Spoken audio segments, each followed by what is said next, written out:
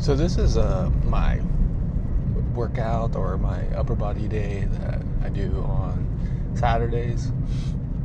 I used to, you know, train primarily to get some of my numbers up. Not exactly on, a very rigid powerlifting program. I really realistically just do upper lower. It's not like I'm benching, 3 times a week. I typically do bench 2 times a week, but I do a bit of overhead pressing as well.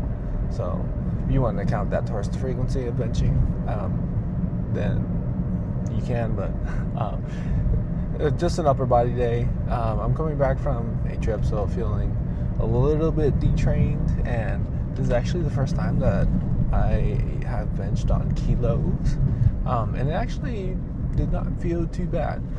The week prior, I started working out at this gym.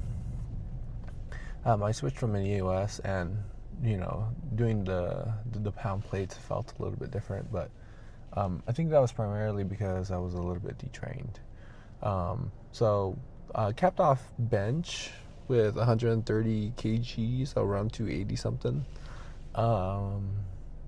Bench single, and then after that I just did a bunch of triples, but not exactly on a rigid program. And then I've been doing assisted pull-ups for a long time. Now it may not look like it, but I'm quite heavy, so pull-ups are quite hard. Particularly I am doing the wide grip, really wide grip pull-ups. And those have been feeling phenomenal, especially on this assisted pull-up machine. And then the gym has a pretty high incline chest press, which I usually do dips on this day. So I might actually go back to that, because I realize that they have a legitimate dip bar.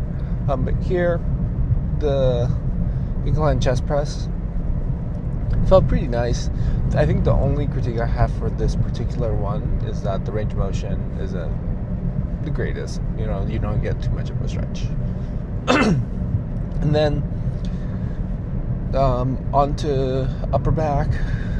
I do some type of chest supported row, and in this case, doing T-bar rows.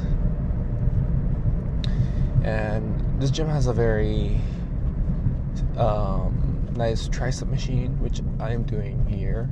I am doing the single arm, but I think I'm going to opt to do the both arms at the same time moving forward. It just feels as though I need to focus a lot more on stability when doing the single arm. Especially seated, it's just very awkward. I'm having to drive my legs. And then they have this very nice Paramount chest press / fly. And I think this one's going to stick in the program for a little bit.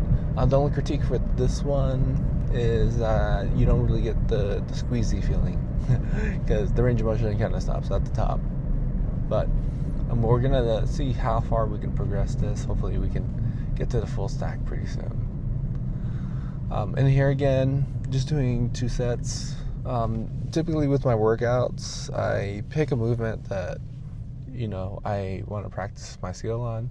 So in this case, bench. And then the rest of the accessory movements are pushed pretty far. So either RPE 8 to RPE 10.